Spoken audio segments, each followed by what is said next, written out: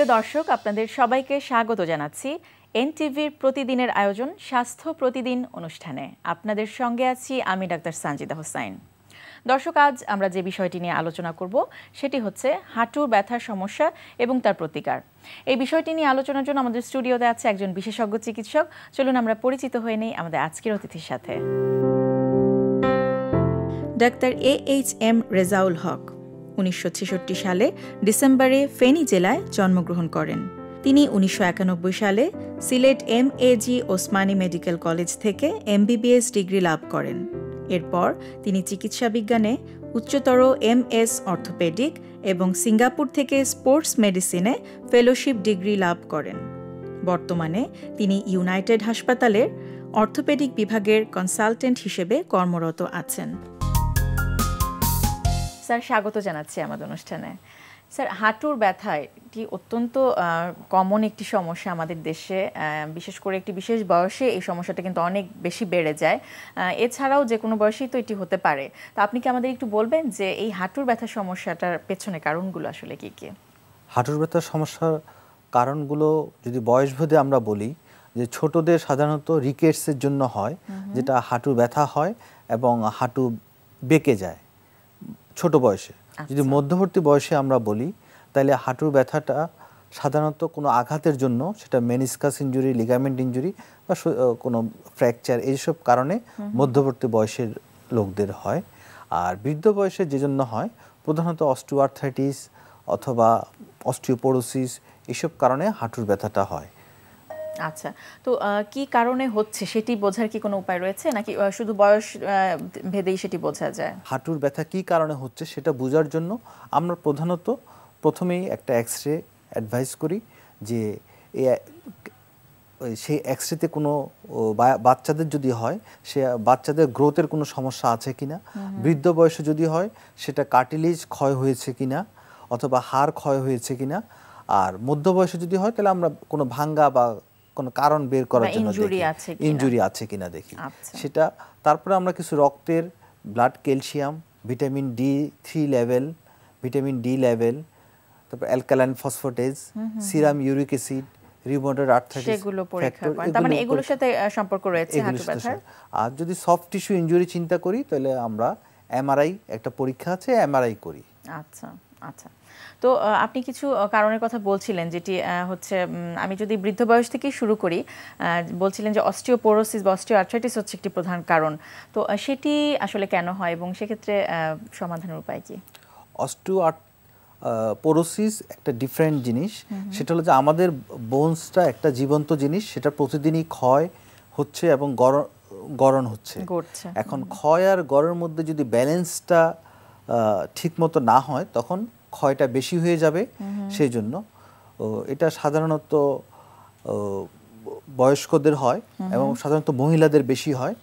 এবং এই জন্য আমরা যেটা প্রতিকার হিসেবে করতে পারি, সেটা হলো যে জীবনের প্রথমার্ধে আমরা যদি হাড়ের গড়নটা বৃদ্ধি করি, তাহলে আমাদের ক্ষয়টা পরবর্তীতে কম হবে।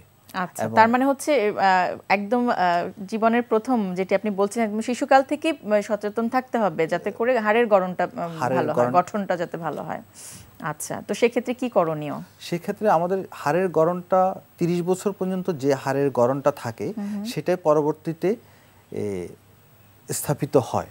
সেজন্য আমাদেরকে হাড়ের গড়নের জন্য নিয়মিত ব্যায়াম এবং পরিমিত আহার এবং ওজনের দিকে নজর দিতে হবে। আচ্ছা, অস্টিওআর্থ্রাইটিস এবং অস্টিওপোরোসিস দুটোর ক্ষেত্রে কি আপনি পরামর্শ একই থাকবে? অস্টিওআর্থ্রাইটিস একটা অস্টিওপোরোসিসের অন্য আরেকটা রোগ। সেটা হলো যে হাঁটুর ভিতরে যেই হাড়ের বাইরে যে সাদা একটা আবরণ থাকে, সেটাকে আমরা মেডিকেল ভাষায় বলে থাকি কার্টিলেজ। সেই কার্টিলেজটা যখন ক্ষয় হয়ে যায় এবং সেখানে নতুন একটা বাড়তি কিছু হাড় তৈরি হয়, তখন আমরা সেটাকে বলি অস্টিওআর্থ্রাইটিস। হাঁটুর মধ্যে এই ধরনের হাঁটুর কার্টিলেজটা ক্ষয় হয়ে যায়, এটা বয়স বৃদ্ধিকালে হয়। তখন আমরা এই কার্টিলেজটা যাতে ক্ষয় না হয়, সেই দিকে আমরা নজর দিই। আচ্ছা, তার মানে তখন আপনারা চিকিৎসার জন্য কোন বিষয়গুলোকে নির্ধারণ করে থাকেন? আমরা এখন একজন রোগী আমাদের কাছে অস্টিওআর্থ্রাইটিস নিয়ে কোন স্টেজে এসেছে সেটার উপর ডিপেন্ড করে। যদি সে স্টেজে থাকে তখন আমরা তাকে বলি যেই কারণগুলোতে তার হাঁটুর ক্ষয়টা হচ্ছে সেই কারণগুলো নিবারণ করার চেষ্টা করি। যেমন ওজন একটা কারণ, তারপরে তার প্রফেশন একটা কারণ। অনেক সময় যারা অনেকক্ষণ দাঁড়িয়ে থাকে বা অনেক ভার বহন করে অথবা হাঁটুর উপর অতিরিক্ত চাপ দেয়, সেই প্রফেশনে তার যেইগুলো সমস্যা আছে সেগুলোর দিকে নজর দেই এবং কিছু ব্যথার জন্য কিছু ব্যথার সাময়িক ওষুধ দেই এবং ব্যায়াম করতে বলি, যে হাঁটুর অন্য লিগামেন্টগুলো, হাঁটুর অন্য মাসেলগুলো যাতে শক্তিশালী হয়। সেভাবে আমরা প্রথম স্টেজে রোগটাকে নিরাময়ের জন্য চেষ্টা করি। দ্বিতীয় স্টেজে আসলে হয়তো আমরা যখন কিছু তার একটু ব্যথা বেশি হচ্ছে তাকে আমরা ইনজেকশন দেই অথবা তাকে আমরা কিছু মডিফিকেশন অফ লাইফস্টাইল করি। যেমন যদি খুব বয়স্ক হয় তখন তাকে আমরা অ্যাডভাইস করি যাতে আপনার স্টিক দিয়ে হাঁটেন অথবা একটা সাপোর্ট নেন, ওজনটা কমান, অথবা বোনের অ্যালাইনমেন্ট যদি এই সমস্যা থাকে তাহলে বোনের অ্যালাইনমেন্ট কারেকশন করার ব্যবস্থা করি।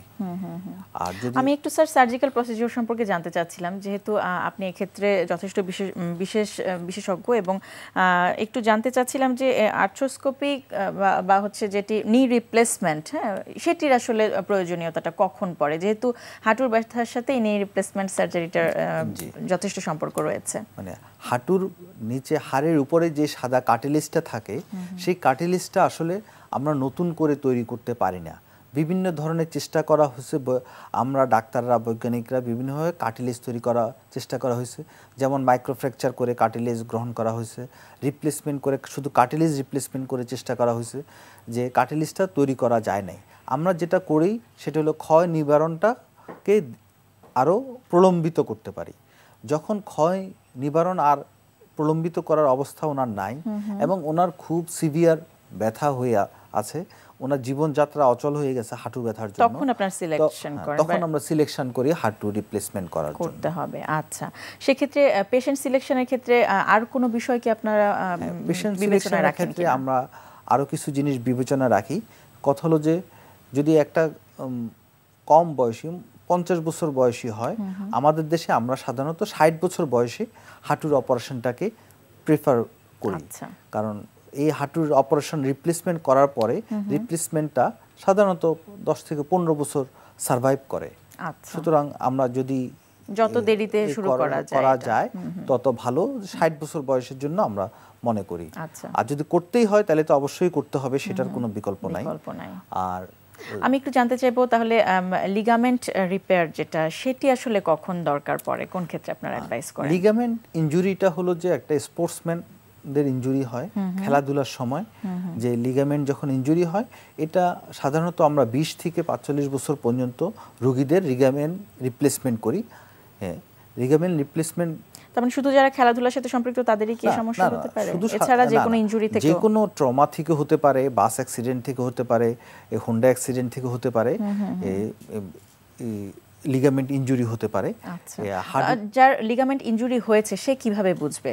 সে যখন লিগামেন্ট ইনজুরি, হাঁটুর এই যে আমাদের হাড়গুলো একটা লিগামেন্টের দ্বারা বাঁধা থাকে, যখন লিগামেন্ট ছিঁড়ে যাবে তখন তার হাঁটুটা আনস্টেবল হয়ে যাবে।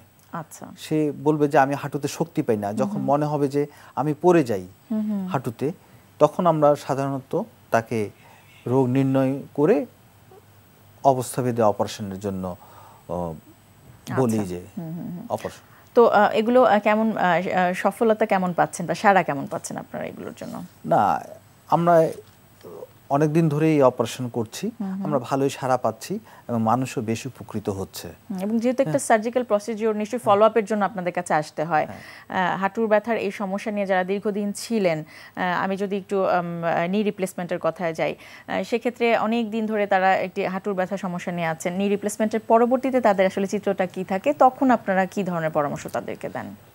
অ্যাকচুয়ালি যদি হাঁটু, একজন মানুষ যদি অনেক দিন ধরে হাঁটুর ব্যথায় ভুগে, সে একদিকে তার মানসিক যন্ত্রণাও থাকে, শারীরিক যন্ত্রণাও থাকে, দ্বিতীয়ত কথা সে যখন কাজ করতে পারে না সে নিজেই ওবেজ হয়ে যায়।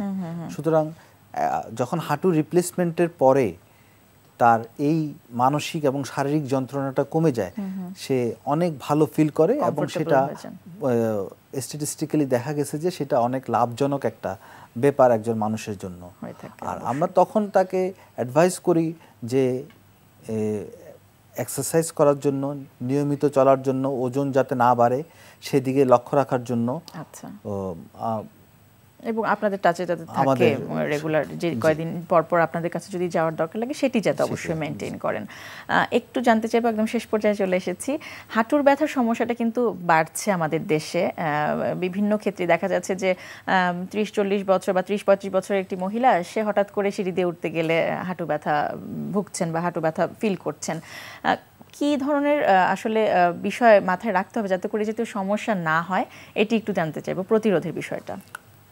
প্রতিরোধের জন্য যে প্রথমত আমরা যে ইনজুরি কমাতে হবে, সেই ইনজুরি কমানোর জন্য আমাদের যে সিঁড়ি দিয়ে উঠা বা কোনো খেলাধুলাতে যাওয়া, কোনোখানে বেড়াতে যাওয়া, সহজে ইনজুরি যাতে না হয় সেই জন্য দরকার হাঁটুর অন্য লিগামেন্টগুলোকে শক্তিশালী করা, এবং সেই জন্য প্রয়োজন এক্সারসাইজ।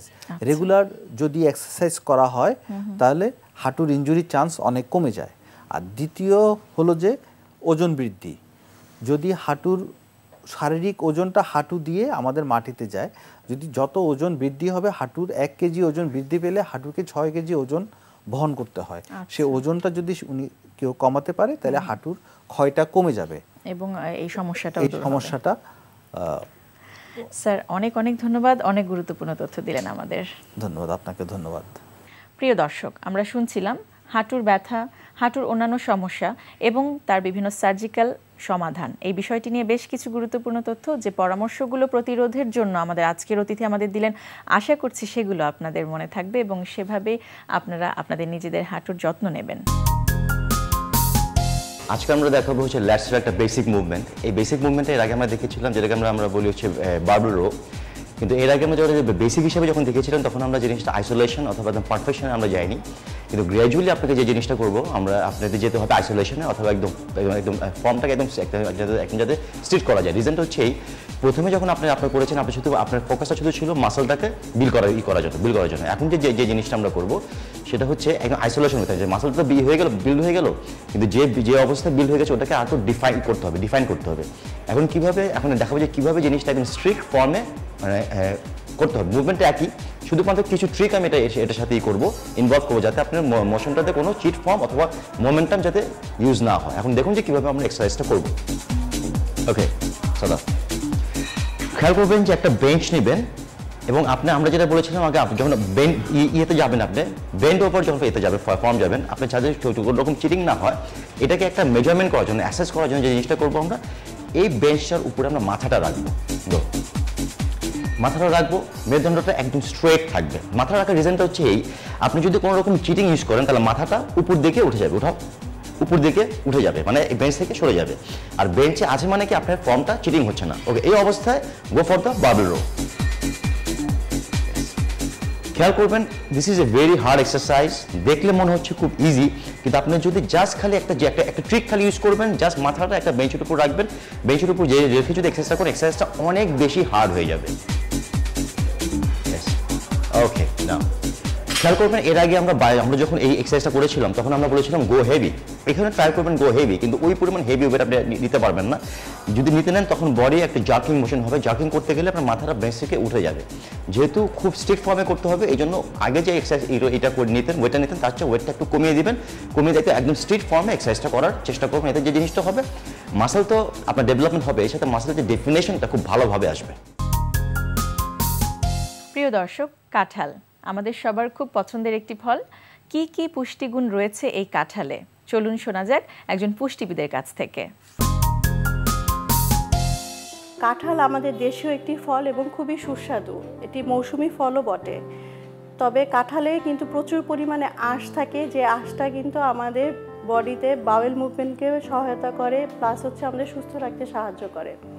কাঁঠালের হলুদ যে অংশটা আমরা দেখি সেটা কিন্তু পুরোপুরি ভিটামিন এ সমৃদ্ধ। ভিটামিন এ কিন্তু একটি অ্যান্টিঅক্সিডেন্ট, আমাদের শরীরে প্রতিনিয়ত ফ্রি রেডিকেলস তৈরি হয়, যেগুলো আমাদের অসুস্থতার একটি অন্যতম কারণ, পাশাপাশি বিভিন্ন ধরনের অসুস্থতারও কারণ। এমনকি এই ফ্রি রেডিকেলসগুলোর কারণে আমাদের ক্যান্সার পর্যন্ত হয়ে যায়।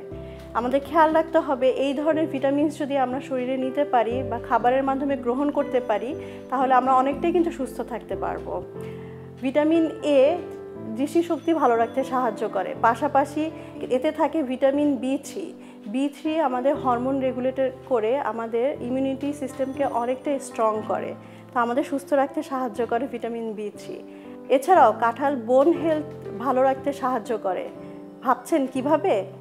কাঁঠালে আছে ম্যাগনেসিয়াম, প্রচুর পরিমাণ ম্যাগনেসিয়াম থাকে কাঁঠালে। এই ম্যাগনেসিয়াম ক্যালসিয়াম অ্যাবজর্পশনে সাহায্য করে এবং ক্যালসিয়াম আমরা জানি হাড় মজবুত এবং শক্ত করতে সাহায্য করে। তবে খেয়াল রাখতে হবে কাঁঠাল কিন্তু সবার জন্য প্রযোজ্য নয়। যাদের ডায়াবেটিস আছে, স্পেশালি ডায়াবেটিস আনকন্ট্রোলড, অনেক দিন ধরেই ডায়াবেটিসটা বেড়ে আছে, তারা কিন্তু কাঁঠালটা অ্যাভয়েড করবেন। যদি ডায়াবেটিস পেশেন্টের ডায়াবেটিস কন্ট্রোলে থাকে তাহলে 2 কোষ পরিমাণ গ্রহণ করা যাবে, কিন্তু প্রেগনেন্ট ওমেনরা খুব বেশি পরিমাণ কাঁঠাল কখনোই খাবেন না। প্রিয় দর্শক, স্বাস্থ্য প্রতিদিনের আজকের হেলথ টিপস। তীব্র গরম জাতীয় জিনিস খাওয়ার সাথে সাথে ফ্রিজের ঠান্ডা পানি খাবেন না, এতে আপনার দাঁতের ক্ষতি হতে পারে। দর্শক, স্বাস্থ্য প্রতিদিন সম্পর্কে আপনাদের যদি কিছু জানার থাকে কিংবা কোনো পরামর্শ যদি আমাদের দেবার থাকে, জানাতে পারেন এই ঠিকানায়। প্রযোজক স্বাস্থ্য প্রতিদিন, এনটিভি, বিএসসি ভবন, 7 তলা, 102 কাজী নজরুল ইসলাম এভিনিউ, কারণ বাজার, ঢাকা 1215। ফ্যাক্স 91433386 থেকে 7 পর্যন্ত, অথবা ইমেল করুন স্বাস্থ্যপ্রতিদিন@ntvpd.com এই ঠিকানায়। দর্শক, স্বাস্থ্য প্রতিদিনের আগামী পর্বে আপনাদের জন্য যা থাকছে।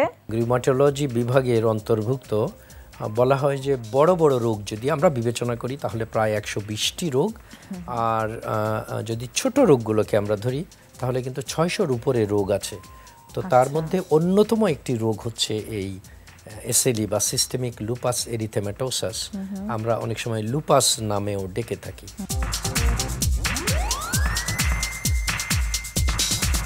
দর্শক, বিশ্বের যে কোনো প্রান্ত থেকে যে কোনো সময় আপনাদের পছন্দের অনুষ্ঠান স্বাস্থ্য প্রতিদিন দেখতে চাইলে ভিজিট করুন আমাদের পূর্ণাঙ্গ ওয়েব পোর্টাল www.ntvbd.com। আজ এ পর্যন্তই। আপনারা সবাই ভালো থাকুন, সুস্থ থাকুন। আগামীকাল আবারও দেখা হবে ঠিক একই সময় এনটিভির পর্দায়। ধন্যবাদ।